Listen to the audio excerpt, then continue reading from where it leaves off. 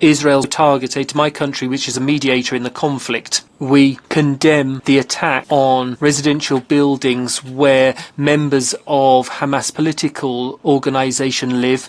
This is a flagrant violation of international conventions. Our solidarity is with the state of Qatar in the face of the illegal bombing by Israel. We condemn the Israeli attack, which has targeted the state of Qatar. Israel's state terrorism, which we condemn, spreads to new countries and targets even the mediators. We stand with Qatar. We also strongly condemn Israel's unlawful and heinous bombing in Qatar. Violation of sovereignty and international law. I now give the floor to United Nations Watch. Mr. President, we have heard a lot about international law from the world's worst violators of international law. It's time to challenge the perpetrators. And so we ask Qatar, if you don't want targeted bombings against terrorists in your capital, why do you harbor terrorists in your capital? Terrorists who are still holding hostages, torturing them, and rejecting peace deals. Why did you host Hania, Mashal, and Al-Khaya in luxury hotels from where they planned their terror? Why did you back Hamas's Gaza coup in 2007? Why have you funneled billions since then, fueling their terror machine, empowering their 5 wars against Israel?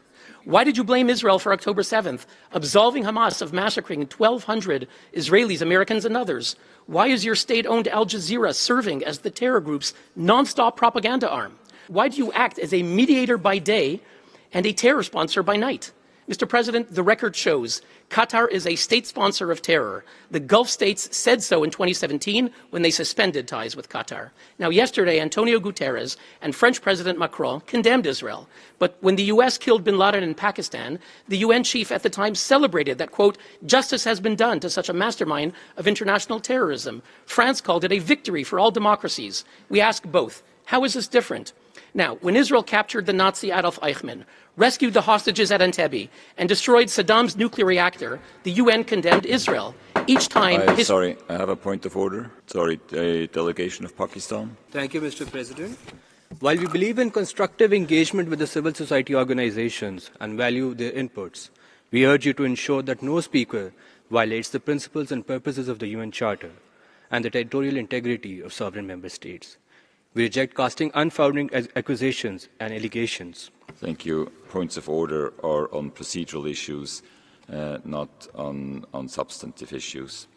I give the floor back to United Nations Watch for 4 seconds. Mr. President, Pakistan is another state sponsor of terror.